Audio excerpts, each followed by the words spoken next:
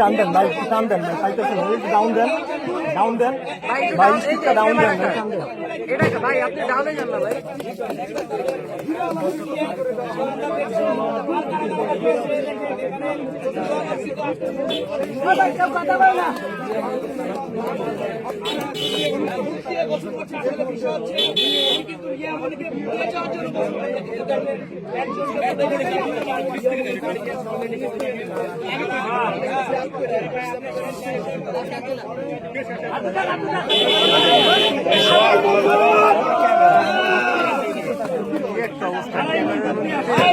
গরম না ঠান্ডা?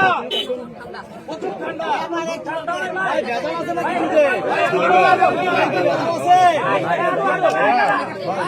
আরেকটু ডালেন, আরেকটু ডালে দেন। পাল্টি ডাল, পাল্টি ডাল, পাল্টি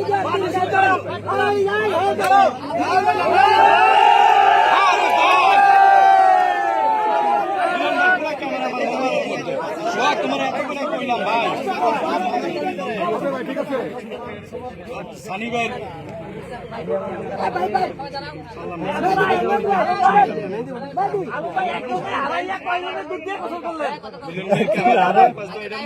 আগে বাজে করছেন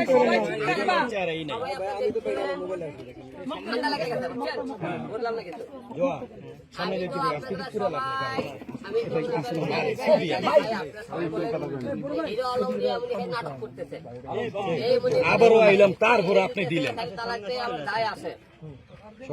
আজকের পরে থেকে হিরো আলম আর রিয়ামনির কোনো গল্প আর হবে না। কোনদিন গল্প হয় তারপরে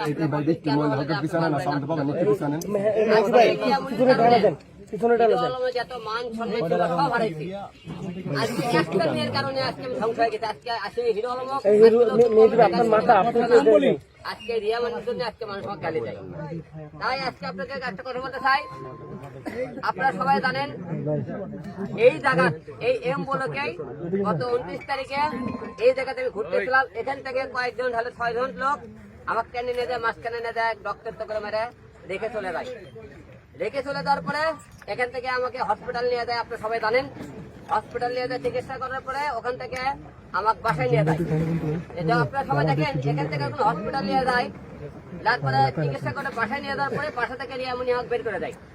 ঘটনাটা হলো যে আপনার কিছু আগে দেখছিলেন, রিয়ামনি যখন বাসায় আমি और प्रेमिको पड़ते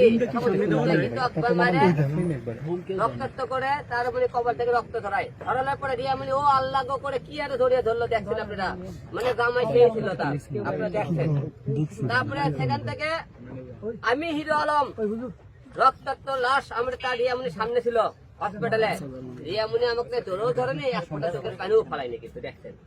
তাহলে ভালোবাসা কত আপনারা দেখেন। এখান থেকে নিয়ে বাসা থেকে নিয়ে যাওয়ার পরে রিয়ামনি 3 দিন বাসায় আমার থাকার পরে বাসা থেকে আমি যখন বগুড়া কাছে আপনার অফিসে আসি, রিয়ামনি